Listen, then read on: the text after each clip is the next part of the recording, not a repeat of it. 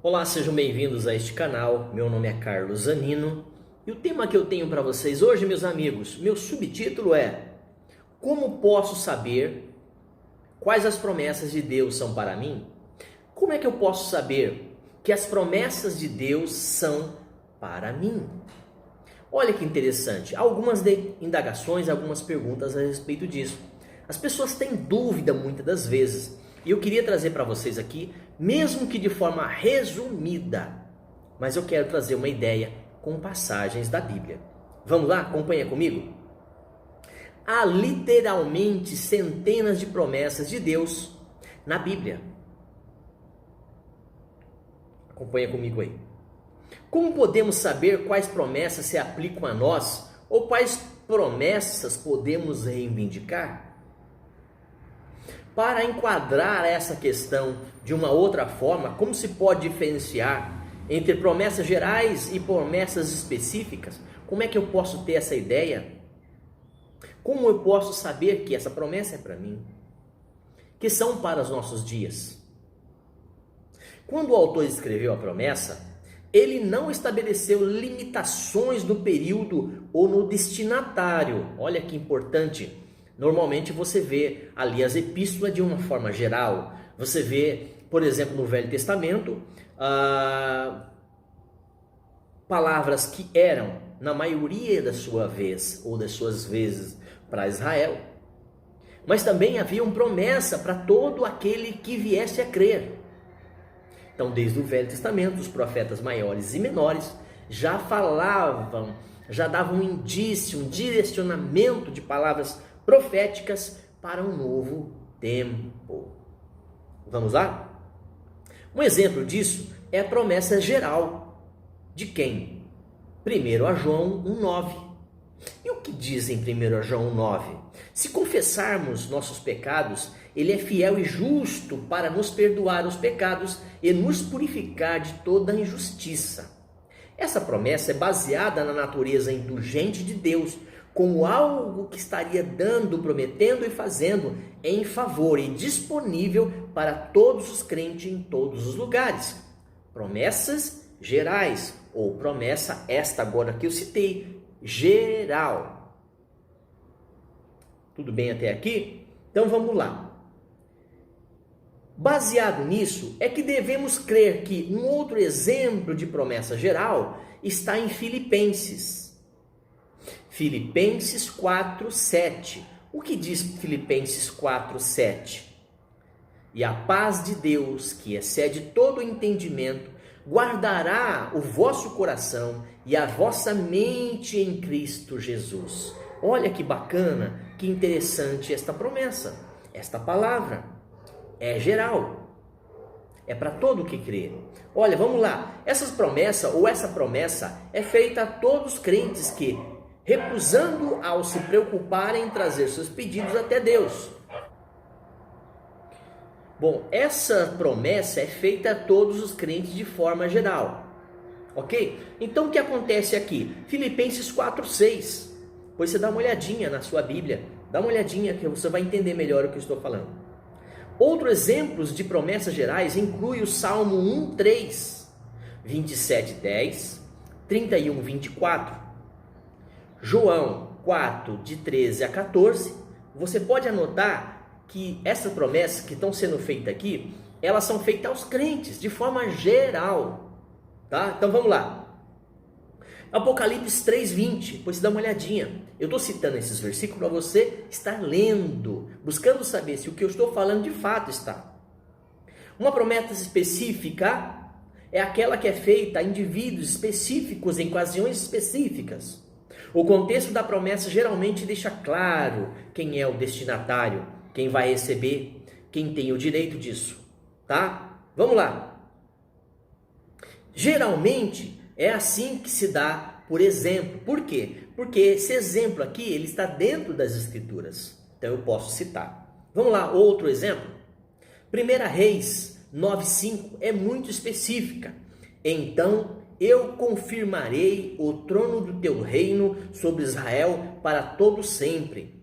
Os versículos precedentes em seguir deixam claro que Deus está falando apenas ao rei Salomão. específico, tá? Essa não é geral, mas é específica para uma situação, para uma pessoa, para um reino, para um rei. Ok? Tudo certo? Então tá bom. Lucas 2,35 contém outra promessa específica.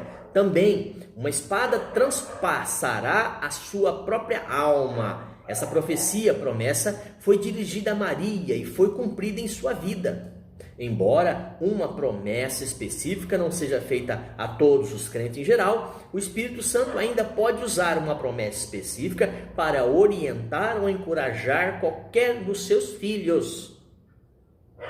Então, prometeu que Maria estaria vindo um varão,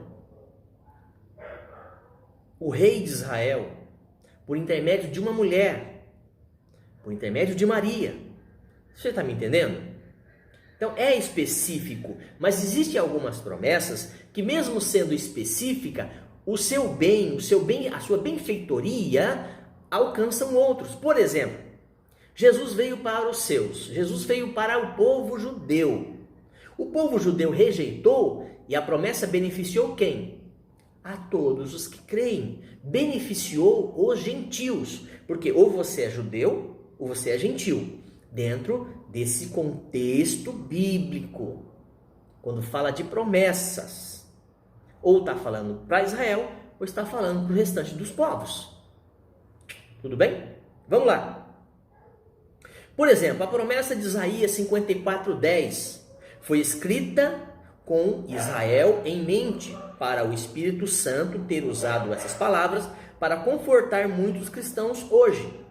Mas a minha misericórdia não se apartará de ti, e a aliança da paz que fiz não será removida.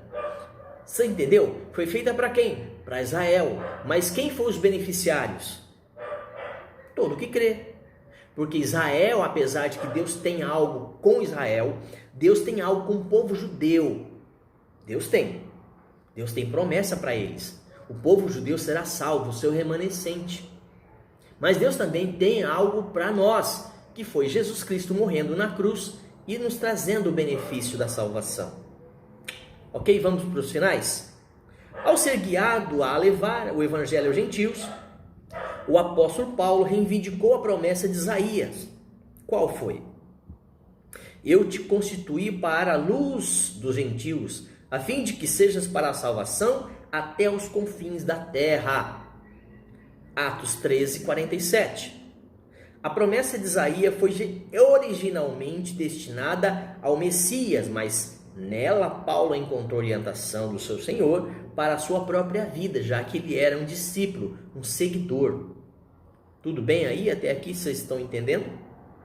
Ao reivindicar uma das promessas de Deus da Escritura, devemos manter em mente os seguintes princípios. Eu quero citar aqui pelo menos alguns princípios, tá? Para não ficar longo também o vídeo. Mas vamos lá. Primeiro, as promessas de Deus são muitas vezes condicionais. Procure a palavra se no contexto.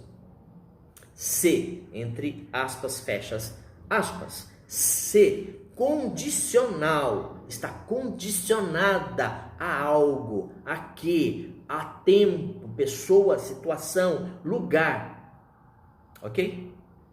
Então, tudo que tiver nesse sentido, se, entretanto, porém, se, porventura, se, tá? Número 2, Deus nos oferece promessa para nos ajudar a nos submeter melhor à sua vontade, confiando nele.